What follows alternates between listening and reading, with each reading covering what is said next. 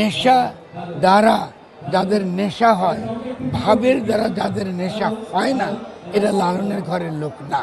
লালনের গান শুনলে যাদের নেশা হয় না, তাদের আলাদা গাঁজা লাগে, সিদ্ধি লাগে, এরা লালনের ঘরের লোক না। প্রশাসনের সঙ্গে ফলে এখানকে প্রশাসনের কারণে এখানে গাঁজার প্রচলন ছিল এবং এখানে কিছু মাদক ব্যবসায়ী এই কাজটা প্রশাসনের সহযোগিতায় করেছে। এখানে এর জন্য দেখুন, এই ধারার মধ্যে আমরা সকলে সাধুকরা আছি, এই ধারার মধ্যে বহু রকম, এভাবে কথা বলেন একটু কম করেন, এই ধারার মধ্যে বহু রকম ঘর থাকতে পারে।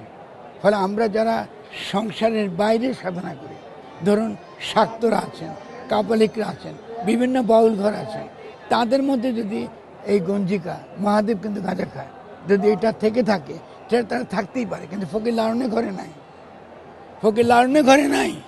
যদি না থাকে, যারা সংসার এবং সমাজ এর মধ্যে থেকে সাধনা করেন তারা অবশ্যই গাঁজা পরিত্যাজ্য।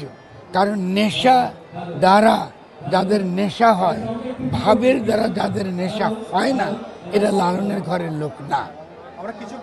আমি আবারও বলছি, যারা ভাবের দ্বারা নেশাগ্রস্ত হয় না, লালনের গান শুনলে যাদের নেশা হয় না, তাদের আলাদা গাঁজা লাগে, সিদ্ধি লাগে, এরা লালনের ঘরের লোক না। তারা অন্য ঘরের লোক হতে পারে, সম্মান করে, তারা তাদের লালনের ধামে তারা আসা উচিত না। তারা থাকেন আড়ালে, থাকেন আড়ালে থাকে, আপনার যদি সাধনা কিছু থেকে থাকে করুন, আমাদের কোনো সমস্যা নাই।